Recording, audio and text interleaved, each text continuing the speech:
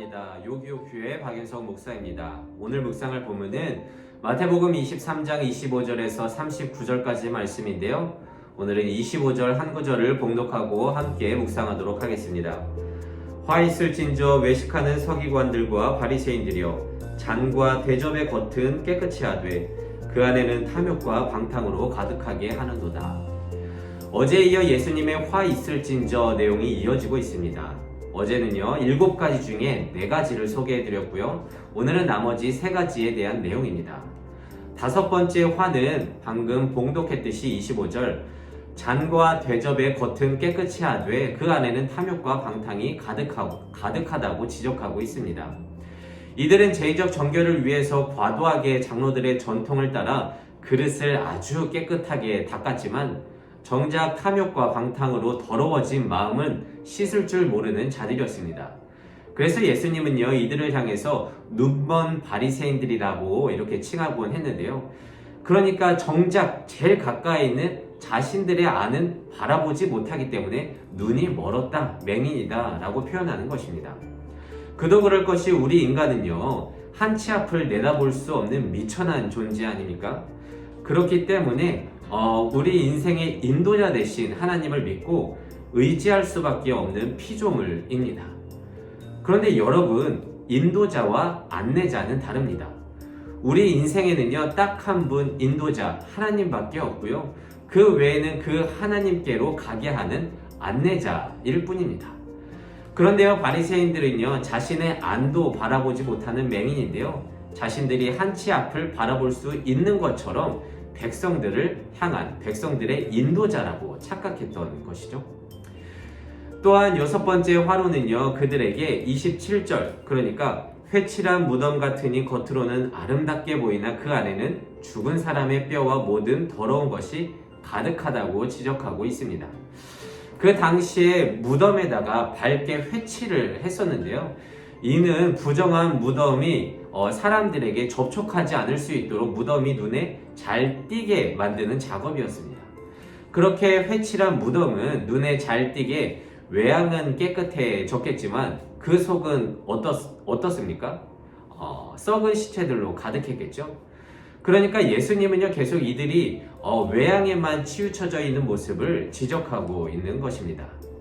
마지막 7번째 화는요, 그들은 선지자의 무덤을 만들고 그들 앞에 비석을 꾸미며 이르되 만일 자신들이 옛날에 살았더라면 선지자의 피를 흘리는데 동참하지 않았을 것이라고 말하는 것을 지적하고 있습니다.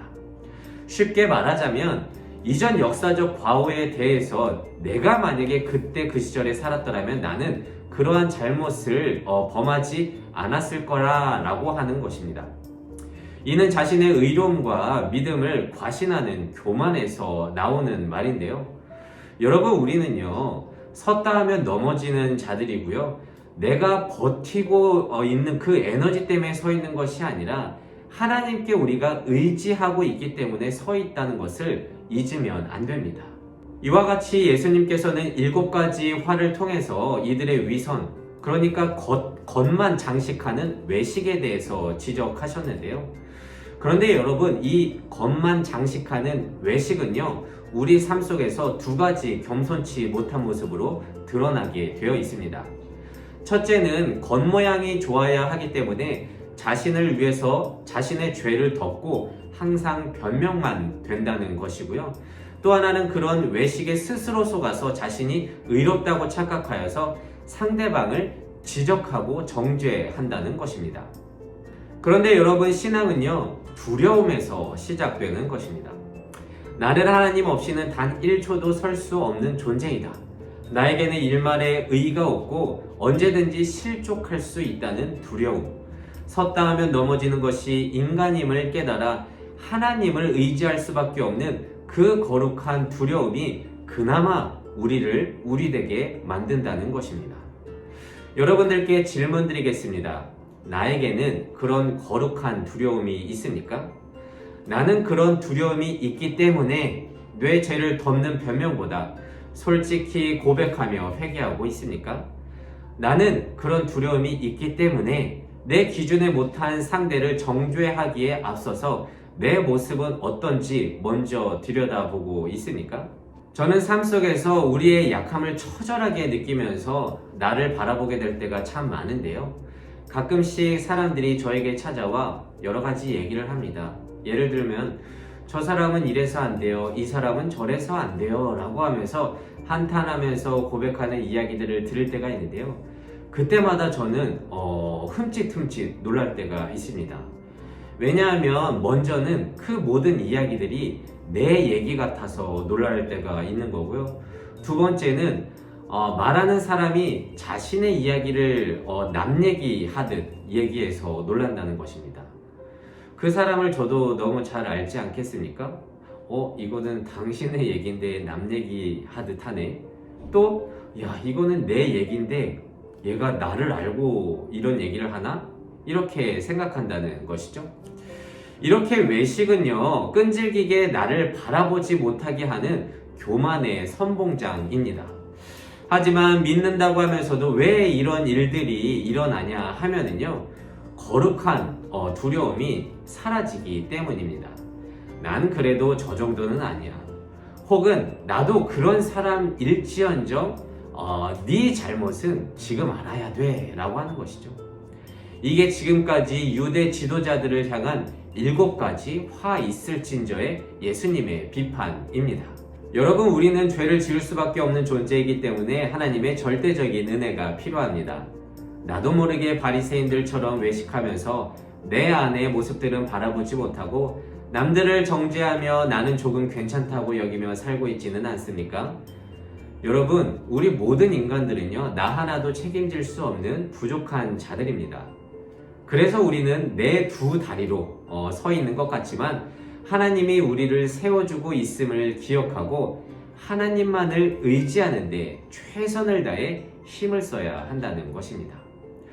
그래서 오늘은 이렇게 기도하길 원합니다. 하나님, 예수님께서 지적하신 그 7가지 화는 바리새인과 서기관들 뿐만이 아니라 현재를 살아가는 우리의 모습임을 인정합니다.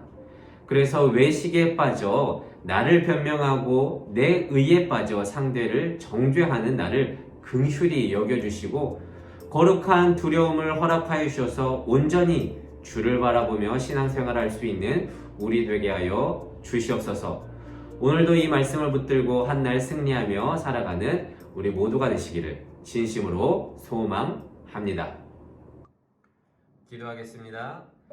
이 세상의 모든 청년의 인생을 사랑하시는 하나님 감사합니다. 오늘 7가지 화 있을진저 유대 지도자들을 향한 예수님의 적나라한 일침을 통해서 나의 인생과 신앙을 돌아보게 됩니다. 하나님, 우리는 우리에게 참 관대합니다. 사람들에게는 그 앞에서 스스로를 높이고 내 잘못을 덮기 위해서 변명되며 나는 저 정도는 아니라고 상대방을 정죄할 때가 얼마나 많습니까? 하나님, 제가 바리새인입니다. 이 괴수 같은 존재를 긍휼히 여겨주시고 은혜 아니면 저희들이 살아갈 수 없사오니 저희에게 주의 은혜를 넘치도록 부어 주시옵소서. 감사드리며 이 모든 말씀 예수님의 이름으로 기도드립니다. 아멘.